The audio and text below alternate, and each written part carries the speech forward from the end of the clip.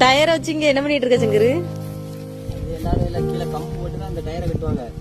வைக்கிற அடுக்கத்துல ஒரு பெட்டு போட்டு நான் போட்டிருக்கோமா, இப்படி போட்டோம்னா மேல இருந்து டயர் போட்டு கட்டோம்னா அந்த காற்று தாரத்தை தூக்கி போடாது. அப்படியா? கம்பு போட்டுக்கணும்.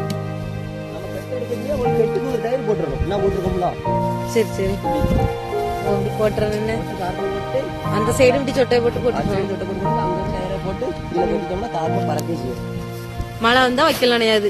மழை வந்தா வைக்கல நினையாது. சரி சரி.